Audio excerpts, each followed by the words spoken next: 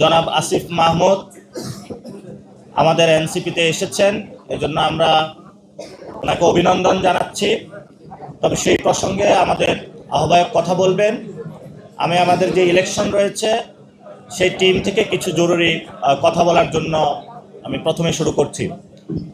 আপনারা জানেন যে সংস্কার, বিচার, দুর্নীতি বিরোধী, চাঁদাবাজদের বিরুদ্ধে, ভারতীয় আধিপত্যবাদের বিরোধী নতুন একটি বাংলাদেশ গঠনে, সরকার গঠনের লক্ষ্যে জাতীয় নাগরিক পার্টি এনসিপির পক্ষ থেকে অনেকেই মনোনয়ন ফর্ম জমা দিয়েছেন। আমাদের জাতীয় নাগরিক পার্টির পক্ষ থেকে মোট 47 জন ফর্ম তুলেছেন এবং মনোনয়ন জমা দিয়েছেন। পুরো বাংলাদেশের জাতীয় নাগরিক পার্টির পক্ষ থেকে 47 জন জমা দিয়েছেন এবং এই 47 জন সবাই দক্ষ, যোগ্য, জনগণের কাছে অ্যাকসেপ্টেড প্রার্থী। আমরা দীর্ঘ প্রক্রিয়ার মধ্য দিয়ে মানুষগুলোকে নিয়ে আমাদের নতুন শুভযাত্রা শুরু করেছি।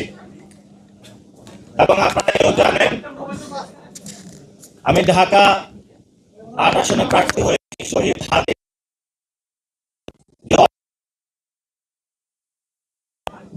এবং যেখানে গণ অভ্যুত্থানের ঐতিহাসিক শাহবাগের ছাত্র জমায়েত একত্রিত হয়ে বাংলাদেশকে নতুন করে স্বাধীন করেছিল, এই গুরুত্বপূর্ণ স্ট্র্যাটেজিক আসনে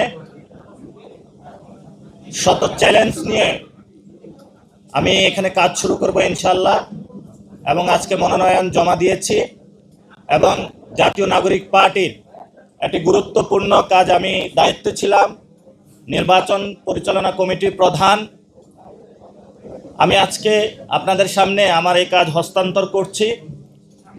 আমাদের নতুন সহযোদ্ধা, পুরাতন সহযোদ্ধা, ক্যাম্পাসে একসাথে আমরা রাজনীতি করেছিলাম, নির্বাচন পরিচালনা কমিটির আমি দায়িত্ব থেকে আজকে অব্যাহতি নিলাম।